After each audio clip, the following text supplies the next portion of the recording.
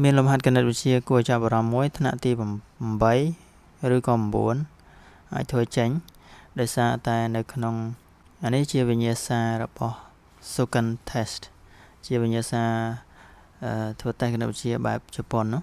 Shoken test អញ្ចឹងគួរចាប់អារម្មណ៍ដែរអ្នកណាចាប់អារម្មណ៍អាចធ្វើចេញទេសិស្សអនុវិទ្យាល័យសិស្សប្រការទី9អីសាកធ្វើលំហាត់នេះគេថា let n be a positive integer តាង n គឺជាចំនួនគុតវិជ្ជមានអូខេតាង n ជាចំនួនគុតវិជ្ជមាន find the minimum value of n such that square root of 135n is a positive integer រកចំនួនរកតម្លៃអបបរមានៃ n ជាចំនួនគុតវិជ្ជមានរកចំនួន n តូចបំផុតដែលឬការ៉េនៃ 135n គឺជាចំនួនគុតវិជ្ជមានមានន័យថាម៉េចមានន័យថា 135n វាត្រូវចេញពីឬការ៉េបានមែនទេមានន័យថា 135n គឺជាចំនួនការ៉េគឺជាការ៉េប្រកបអញ្ចឹងសាកផ្អាកវីដេអូឲ្យគិតសាកមើលបើសិស្សវិទ្យាល័យសិស្សអនុវិទ្យាល័យឥឡូវបើសិនជាផ្អាកឲ្យធ្វើគិតសាកមើលលេងហើយបន្តវីដេអូមកយើងគិតមើលថាបើ 135n គឺជាការ៉េប្រកបដែលហៅថា perfect square អាចថាវាស្មើនឹងចំនួនណាលើកជាការ៉េដល់ពេលអញ្ចឹងទៅដាក់ឬការ៉េទៅវាអាចចេញពីឬការ៉េបានអាហ្នឹងគេចង់និយាយអញ្ចឹងអូខេអញ្ចឹងមានព័ត៌មានដែលគេជាតម្រុយឬហៅថាសមត្ថកម្មហ្នឹងគេប្រាប់មកមានប៉ុណ្ណឹងទៅអានេះខ្ញុំសរសេរថាឬការ៉េនៃ 135n គឺជាចំនួនគុតវិជ្ជមានលុះត្រាតែ if and only if លុះត្រាតែ 135n គឺជាការ៉េប្រកបអូខេគឺជាការ៉េប្រកបធ្វើម៉េចឲ្យចំនួនហ្នឹងคล้ายទៅជាចំនួនការ៉េតើធ្វើម៉េចទៅយើងពិចារណាលើលេខ135សិន135បើប្របែកជាផលគុណកតាទៅវាស្មើនឹង3ការ៉េគុណនឹង3គុណ5យើងឃើញថា3នេះឡើងជាការ៉េរួចហើយប៉ុន្តែតួនេះនៅស្វ័យគុណ1ស្វ័យគុណ1ទេអញ្ចឹងធ្វើម៉េចឲ្យកើតជា perfect square ការ៉េប្រកបលុះត្រាតែយក3ការ៉េគុណនឹង3ស្វ័យគុណ1គុណ5ស្វ័យគុណ1ហ្នឹងត្រូវគុណនឹង3ស្វ័យគុណ1ទៀតទៅឡើងការ៉េគុណនឹង5ស្វ័យគុណ1ទៀតទៅ5នេះឡើងការ៉េដែរគឺវាទៅជា3ក៏ការ៉េគុណនឹង3ការ៉េគុណនឹង5ការ៉េអញ្ចឹងវាការ៉េទាំងអស់អញ្ចឹងទៅคล้ายទៅជាចំនួនការ៉េប្រកបអូខេតើបញ្យល់ខ្លីអញ្ចឹងយល់ទេឥឡូវធ្វើម៉េចទៅតើ n ស្មើប្រមាណ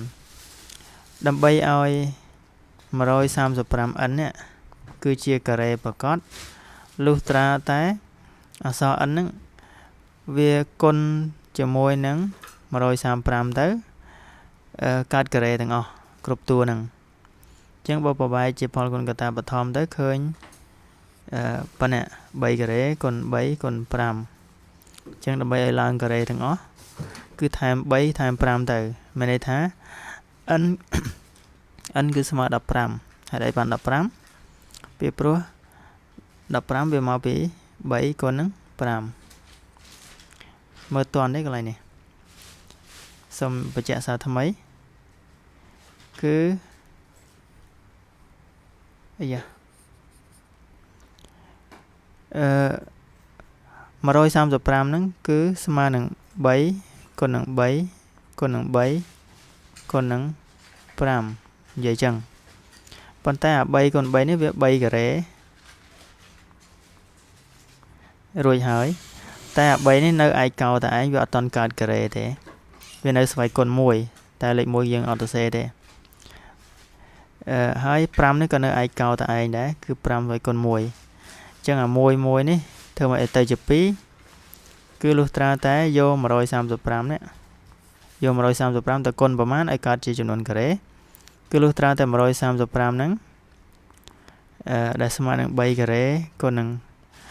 3 គុណ 5 ហ្នឹងគឺត្រូវតែគុណនឹង3គុណ 5 ទៀតអូខេទៅផ្គុំគ្នាទៅអាហ្នឹងការ៉េដែរបញ្យល់2ដងចឹងមុំយល់ឲ្យតាមមើលរៀងត្រឡប់ត្រឡិនបន្តិចអូខេអញ្ចឹងប៉ុណ្្នឹងឯងមានន័យថា n